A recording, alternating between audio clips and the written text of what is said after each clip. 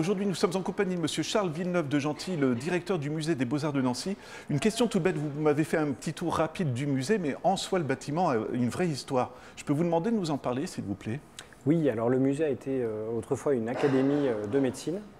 Et puis quand le musée s'est installé dans ses murs, qui datent de 1755, puisqu'on est sur la place Stanislas à Nancy, il y a eu une première extension qui a été faite en 1936 par les frères André, avec un plafond suspendu assez étonnant. Et puis en 1999, il y a la grande aile Baudouin dans laquelle on se trouve, qui fait une large place à la lumière naturelle et qui a permis d'étendre ce musée jusqu'à une superficie de plus de 4000 m² de visite. Alors ce qu'il y a d'impressionnant, vous me l'expliquez aussi, c'est aussi quelque part la Révolution qui a fait exister ce musée et Napoléon.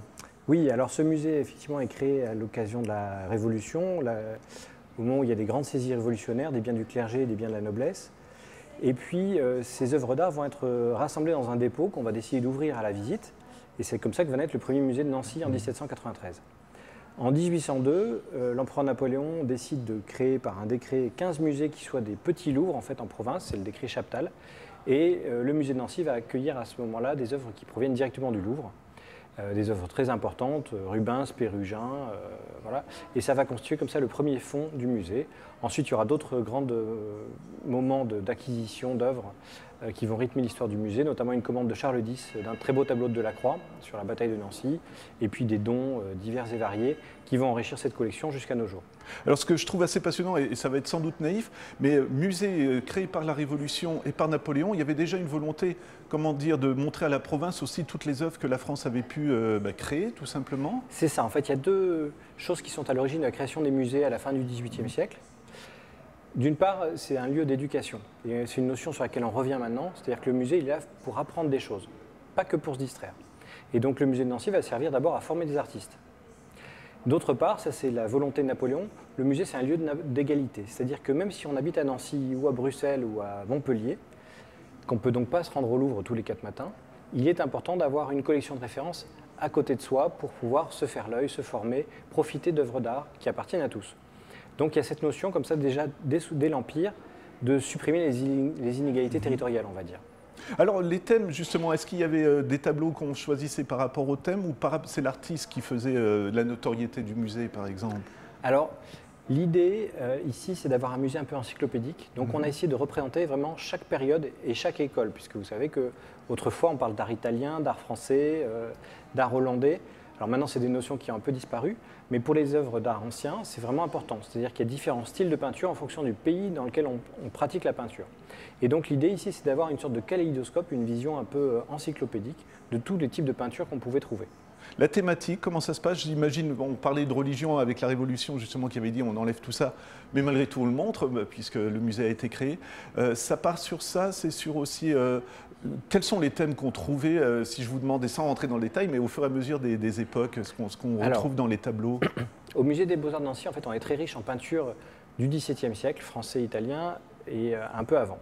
Et c'est une époque jusqu'à laquelle en fait, les peintres sont surtout concentrés sur la peinture religieuse puisque l'Église est le principal commanditaire. Donc en clair, c'est eux qui passent commande, sauf dans un coin particulier de l'Europe, les Pays-Bas, qui sont de tendance protestante, et dans le monde protestant, chez moi, il n'y a pas ces commandes. C'est pour ça que les artistes vont développer de nouveaux thèmes, comme la nature morte ou le paysage, qui soient complètement détachés d'une commande éventuelle, et en fait, les artistes peuvent choisir un sujet qu'ils vendent ensuite. Alors que dans notre monde catholique à nous, donc typique du Royaume de France, Royaume d'Espagne, voilà, c'est vraiment des commanditaires qui vont donner les sujets aux artistes. Donc c'est pour ça qu'on a une surreprésentation de la peinture religieuse.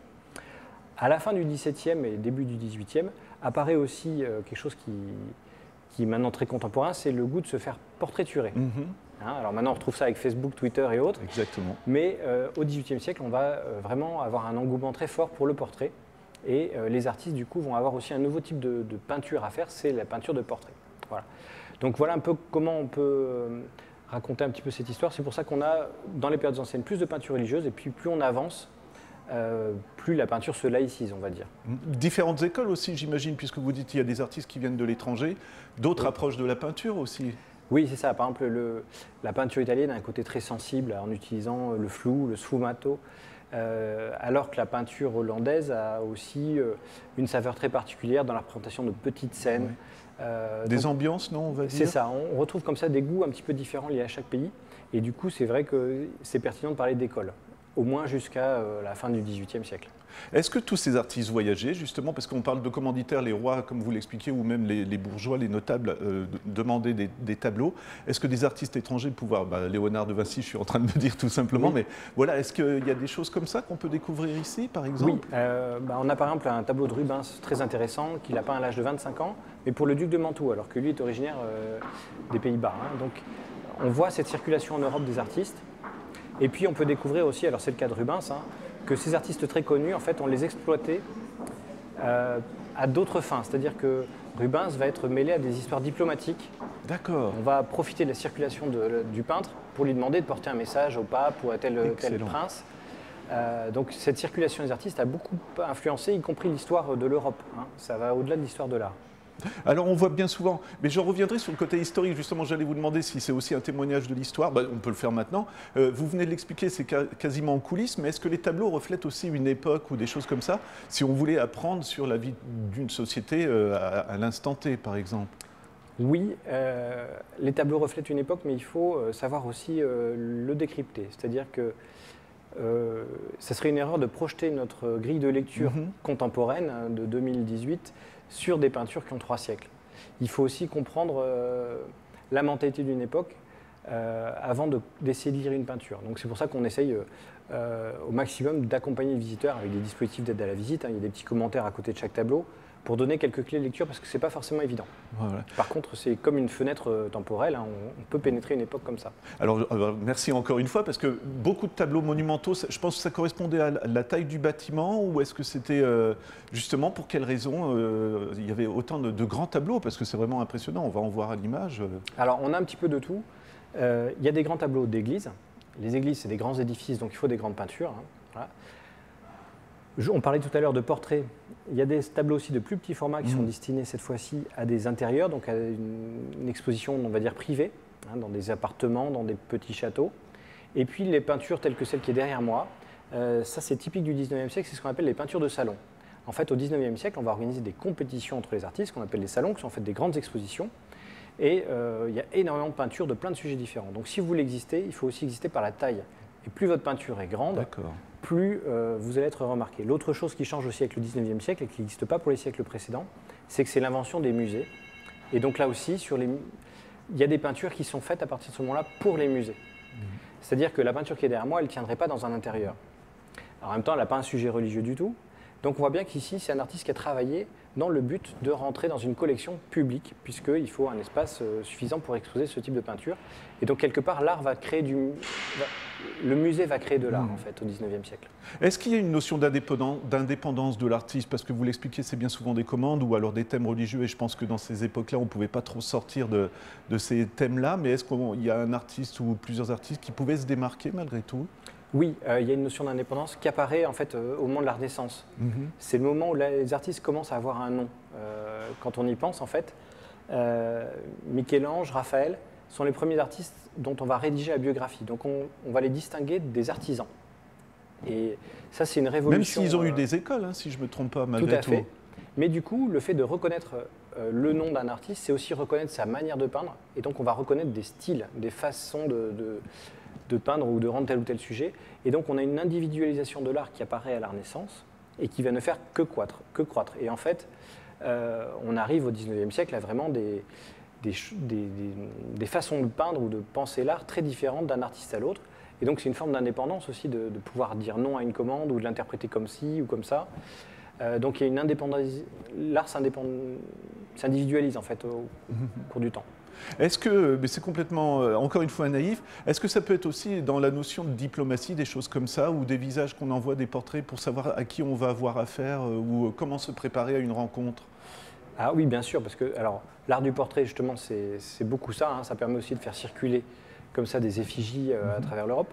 Mais au-delà de ça, il y a la circulation des œuvres d'art a été toujours très importante pour faire des progrès, notamment en art, parce que je parlais des voyages artistes tout à l'heure, mais il y a aussi les œuvres qui voyagent, et c'est parfois très spectaculaire. On a la chance ici d'avoir un tableau de Caravage, qui est un artiste très important, puisqu'il va inventer le clair-obscur, c'est-à-dire une façon de peindre en introduisant des coups de projecteur et en jouant avec l'ombre et la lumière.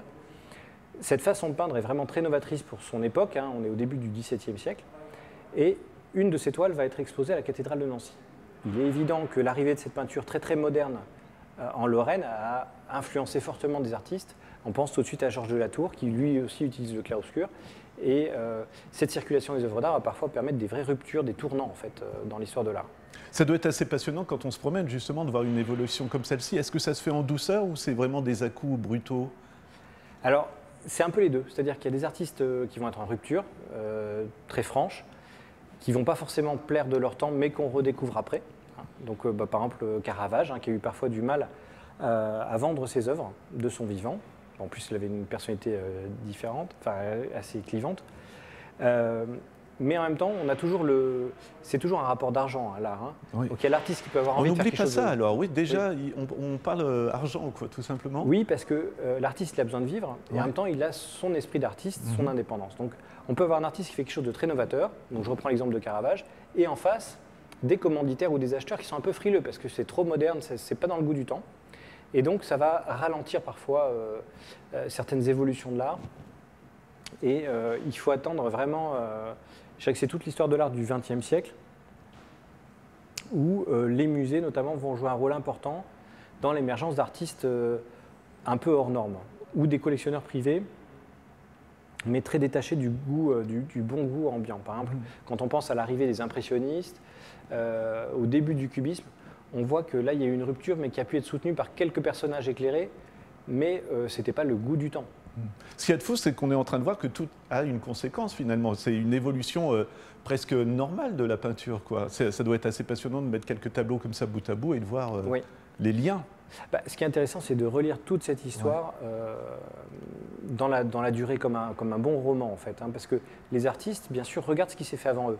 Donc souvent, ils réagissent soit en affection, soit en rupture avec ce qui s'est produit avant eux. Et on voit très bien dans le parcours que certains artistes vont chercher à imiter d'autres artistes, ou d'autres vont chercher au contraire à se démarquer de leur maître. Enfin, c'est vraiment comme ça que se construit l'histoire de l'art. Et c'est pour ça qu'on a voulu ici organiser une sorte de musée promenade, où on est invité à déambuler. Et puis, il y a des petits points de vue qui sont ménagés. Comme ça, on peut se dire, tiens, mais là, il se passe quelque chose. Ah oui, on est dans une rupture. Ou alors on est dans une continuité, d'apprécier tout ce genre de choses. Voilà. On va parler quand même peut-être plus région aussi, parce qu'il y a une partie de l'exposition qui n'a plus de rapport avec la peinture, mais c'est de Charles Cartier-Bresson, qui était un grand industriel de la région. Passion pour l'Orient. Une partie du musée lui est consacrée? Alors Charles Cartier-Bresson, tout à fait, va constituer une collection exceptionnelle d'œuvres extrême-orientales, principalement Japon, mais aussi Chine. Et il va la léguer dans les années 30 au musée des Beaux-Arts de Nancy. Cette collection est très intéressante d'abord par son origine, parce que le collectionneur collectionne très tôt cet art extrême-oriental. Et puis en plus, il fait des acquisitions auprès des frères Goncourt, donc plutôt des très belles provenances et des œuvres assez précieuses. Mais d'autre part, ça nous intéresse doublement parce qu'on est à Nancy, le lieu de naissance de l'école de Nancy, un mouvement Art Nouveau particulier à cette ville. Et ce mouvement de l'Art Nouveau nancéen est très influencé par le japonisme. Et donc, le lien entre cette collection japonisante à Nancy et les créations d'Émile Gallé, Majorelle et Gruber, c'est un lien évident, organique, et du coup c'était très important pour nous de pouvoir présenter cette collection, qui du coup raconte une histoire un peu continue. Et il y a aussi des échos, parce que notre télé locale, je vous le dis rapidement, mais vient du côté de Longwy. Il y a les émaux de Longwy qui ont été aussi influencés il y a bien longtemps par le Japon.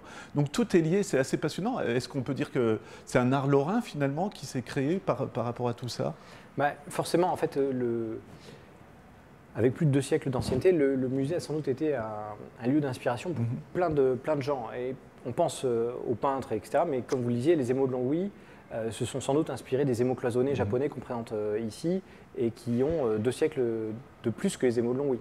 Donc en fait, on est ici un lieu de référence. Et j'irai encore maintenant, il n'est pas surprenant de croiser au sein du musée des élèves de l'école d'architecture ou des élèves de l'école des beaux-arts, puisque malgré tout, on reste un lieu source d'inspiration. Donc, c'est aussi ça un musée. Voilà, on invite vraiment les spectateurs à venir découvrir ce musée. Moi, j'ai une toute dernière question. Si vous aviez un petit conseil pour quelqu'un comme moi, par exemple, qui ne connaît pas forcément la peinture, comment on procède? On suit vraiment l'ordre, comme vous le disiez, étage par étage, on suit l'évolution, ou est-ce qu'il faut partir sur un tableau pour retrouver un écho sur un autre tableau ou... Alors, si Si on aime bien se laisser guider, moi ce que je conseillerais, c'est de faire appel à des... On a une application de visite sur smartphone, donc moi ce que je conseillerais, c'est de télécharger l'application avant de venir si possible, mais on peut aussi la télécharger ici, pour se laisser guider, voire même pour préparer sa visite avant. Ça dépend un peu comment... Si vous aimez bien marcher beaucoup, moi je dirais que ce qui est sympa ici, c'est de pouvoir traverser tout le musée, vraiment comme une promenade. Par contre, si vous êtes quelqu'un qui aimait bien vous focaliser sur quelque chose, prendre le temps, on peut aussi ici prendre le temps de s'arrêter devant une œuvre ou un groupe d'œuvres pour réfléchir à un moment donné de l'histoire de la peinture. On organise notamment des visites un petit peu originales qu'on appelle les 1 heure, 1 œuvre, où on s'assoit pendant 1 heure devant une œuvre avec un guide qui va ne parler que de cette œuvre. Et du coup, là, on peut vraiment rentrer dans l'œuvre. Voilà. Donc c'est aussi une autre façon de... Je dirais que ça dépend vraiment de son caractère. Voilà. J'ai vraiment une question ludique, ça m'est venu. Vous allez peut-être le prendre mal, mais je me lance. Est-ce qu'il y a des secrets comme Da Vinci Code? Est-ce qu'il y a eu des gens qui sont venus ici en disant « je suis sûr que celui-ci, quand il regarde dans le tableau vers l'arbre ou je ne sais pas quoi, il y a quelque chose de caché ». Est-ce que vous avez des choses comme ça, des anecdotes ou pas?